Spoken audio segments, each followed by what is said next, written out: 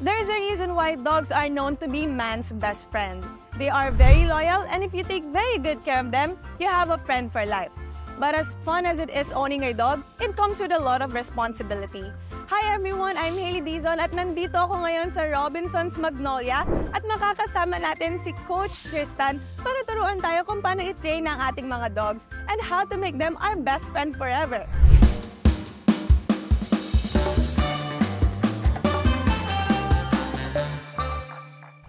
Get the remote control!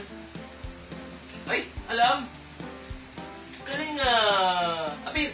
Guys, alam niyo ba na si Coach Tristan lang naman ang man behind Milo and Friends?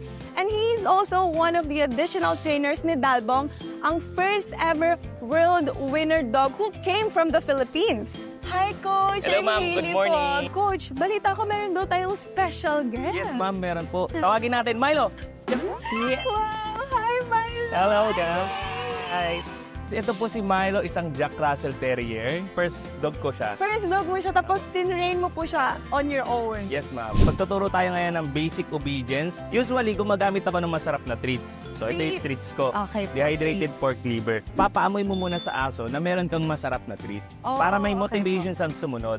And Coach, gano'ng katagal po bago sila matuto ng mga kahit isang command lang? For example, sit. Kasi yan po yung pinaka-common, di ba? Sit. Papaamoy mo muna sa aso na meron kang masarap na treat. Oh, para may okay motivation sa sumunod.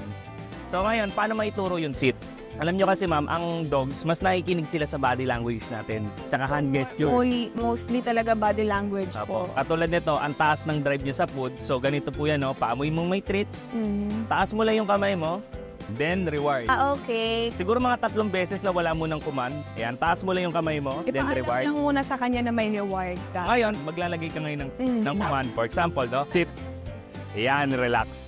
Good. Wow! Ayun. Ayan. Very good, Milo. Relax. Relax. Relax. So ngayon, ang isusunod natin, down. Isa yan sa mga mahirap na training sa pagdating sa basic obedience, yung down. Okay po. So usually, yung ginagawa ko, gamit ulit tayo ng treats. Treats. Yan, ilulure natin, i-guide natin yung aso. Ngayon, pag nagda-down, bibigyan mo na kagad ng treats. So ibababa mo yung katawan niya. Ibababa mo yung kamay nyo, yes. gamit yung treat. Guys, medyo mahirap yan sa umpisa kasi hindi lahat ng aso kaya kagad ng down. No? Nakikita nyo, nagda-down na siya, no? Ngayon, para mas nag-a-advance at nag-excel yung training nyo, lalayo ngayon yung kamay nyo. So, diba nakita nyo, sumusunod na yung nguso niya, no? Ngayon, ilalayo na yung kamay nyo, di ba? Down. Good. Wow! Ever na? Milo! Hanggang lumayo yung command mo dyan. Sit. Sit. Relax. Ayan, di ba? Ganyan na yung position ko, ma'am, no? May distansya na. Relax. Relax. Down. Good. Hanggang dito lang. Guys, si Milo, ano na po to ha? Trained na siya kaya mabilis, no? Pero yung matagal dito kasi guys, yung proseso. Down. Ayan, reward ulit. Yan. Sa mga nag-uumpisa pa lang na mag-train ng dogs nyo, guys, patience is key talaga. Okay, ngayon, ang pinakamahirap, ma'am, yung stay, no? Lalo na sa jowa natin. Mahirap yan. So, paano na ituturo yan? Kasi yung ibang mga dog owners, ganito sila magpa-stay. Stay, stay, stay, stay, stay. Dapat lagi kang chill. Relax ka lang, pero firm ka para maturo mo yung stay, no? Kita nyo si Milo, nakastay na siya, no? Naka-lie down na siya, nakastay na siya. Ang training yan, huwag ka muna lalayo ng malayo. Kunyari, Malapit muna sa kanya. sit, sit, relax, down. So, nandiyan na tayo, stay na tayo. Huwag ka agad lalayo, ha? Step backward lang. Stay, relax, and then rewind. Very good! Hand signal na ito. Hand signal ng stay, ganyan. O kaya pwedeng ganito, sit, down, stay. Mas firm na ako ngayon. Stay, stay, then babalikan mo siya, bibigyan mo siya ngayon ng 3 or 5 kung ilan yung gusto mong ibigay sa kanya. Pero wow, sobrang dami. Ibig sabihin naman yan, jackpot. Very good. Best yung ginawa niya. Yes, very Best effort good, yung binigay Milo. niya. Ang susunod naman natin, yung calm. So, down. Ngayon, pwede mo naman isabay yan kasi medyo nalalaman niya na yung mga commands mo. Kailangan ng body language, no? Actually, kahit walang komanda kami, nakikinig na yung aso dyan. Example, para mas convenient, again, lagyan natin ng cue. Diba? Down, hatak ka lang kapag ayaw lumakad yung aso. Come, come. Yes. Cute! Again, tingnan nyo ha. Stay. Ayan. Pag nagpa-come ka, so, come, let's go, come. Good. So, ayan. Actually, guys, ang tinatawag ko tong training na to is balanced dog training. Hindi kasi pwedeng laging soap, hindi rin pwedeng laging fear. Yes. Para yung aso masaya. Makikita nyo sa body language ng dog ko yung kawag ng buntot. Ganyan lang. Kapag ganito yung kawag ng buntot, excited. Mahirap pasunurin yan pag ganon. Ang huli natin, yung proper walking. Okay, Maraming mga dog owners dito problemado sa paglalakad ng aso. May 3 parts kasi yung leg ng aso, flat collar. Pag andito yung leash natin, powerless ka dyan. Pag nasa middle neck, dyan yung trachea, dyan nasasakal yung aso. It should be dito, guys, sa underjaw, sa ilalim ng panga. Tapos, pag naglakad ka, hands down, shoulders up, chest out. Para pag nilakad mo yung dog mo, sabay kayo. Kasi andito yung weakest part ng dog, sa underjaw. Makikita nyo yun sa mga nagdo-dog show. Di ba lagi nandito sa ilalim ng panga? Kaya bakit sabay sila at confident yung sa paglalakad? Okay. Kaya ganito ang lakad, chill, relax, pero confident. Up. Pipitik ako, makikita nyo dito, pumipitik ako. Kasi eto, overconfident tong asong to eh. Sobrang mayabang kasi to eh. Kaya nagbibigay ako ng konting force, no? Yan.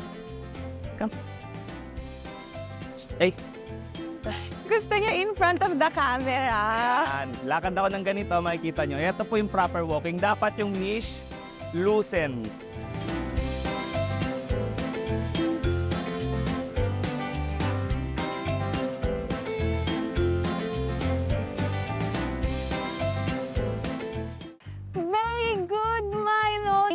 Coach, pwede po ba kayo mag-share sa amin ng mga behavioral corrections? Alam nyo kasi guys, ang daming trained dog, no? Marunong na ng basic obedience, pero hindi makontrol.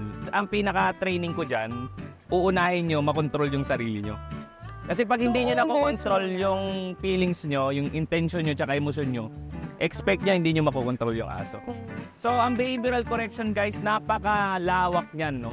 Actually, Coach, isa sa mga question ko po, at sana matulungan niyo po ako, yung excessive barking. Okay. Kasi yung mga aso talaga, Coach, matahol talaga sila. Paano po yung gagawin ko pagdating sa gano'n? Ganito po kasi yan, no? Paliwanag muna natin, bakit ba maingay ang isang aso? Kasi natutunan niya na gamitin yung mata niya. So, ang pinakasagot ko dyan, engage your dog's nose. Kailangan nila ma-explore yung paligid, yung mga bagay-bagay. Kadalasan makikita mo yan pag nasa gate. Di ba? Pag open yung gate, may harang. Bakit maingay sila? Kasi mata yung ginagamit nila. So, nadi-deprive yung aso na explore yung mundo. For example, eto, kung may makita siyang treats, minsan nag-iingay yung aso natin. May pagkain, nag-iingay na. Diba? O, sample natin, bark. Kailangan paamoy mo muna may pagkain. Tapos, hindi mo ibibigay yung pagkain pag hindi siya nag-relax. Kaya lang si Milo kasi highly trained siya eh. Excited yung aso ko, di ba? Makikita nyo, makulit, no? Relax. Kita nyo, open mouth, exposed yung tongue, may eye contact sa akin, relax. No. Sit.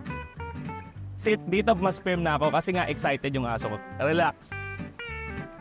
Ayan, nakita nyo, relax. Doon ko ibibigay yung pagkain. May isasuggest ko dyan, ma'am, sa mga dogs nyo.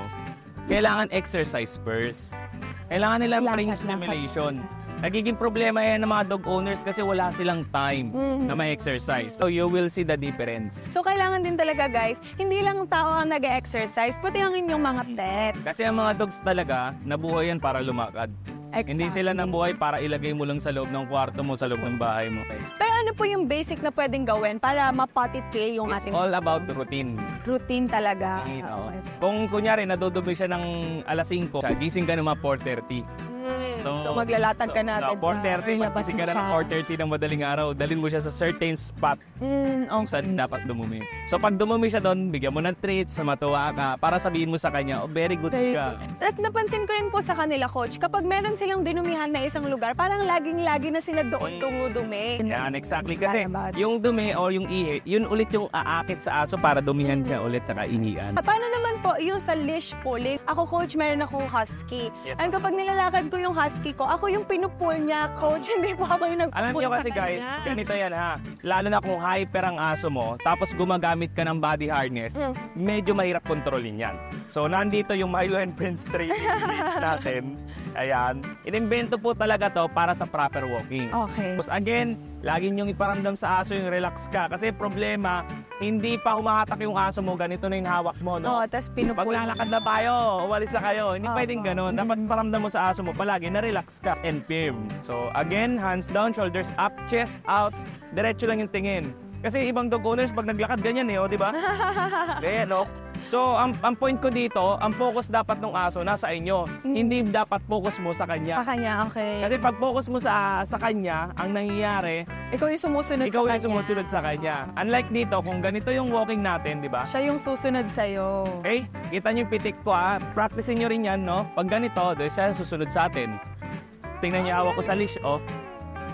Yan. Yung isa pang correction dito, yung jerk. Pagkapitik mo, luwag.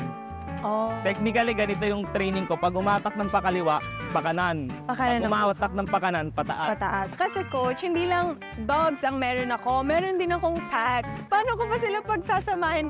Meron talagang mga dogs na matataas yung prey drive. So, yan, dapat puppy pa lang tinitrain. Tinitrain mo na Like for sila. example, si Milo, Jack Russell, binread sila para mag-hunt ng daga. So dapat makontrol mo yan. Hindi na mawawala yung drive eh. Maganda dyan, adapt tayo ng mga pusang Pinoy natin. Puspin, no? Puspin. Lagay muna natin sa cage. Lagyan natin ng tali yung aso natin. Pag magwawala, kailangan doon ka mag-correct. Actually, yun. Pagdating sa behavioral management training or behavioral correction, gradual po ang training. Hindi pwedeng Unti-unti. isama mo kagad yung pusa. No? Pagsamahin mo kagad sila. Hindi pwedeng ganon. Hello! No! Hello! No! Hey! Matututunan natin kung ano ba ang mga food and maintenance na perfect sa ating mga dog, ano nga ba ang perfect dog breed for us, and may pa-surprise sa atin si Milo.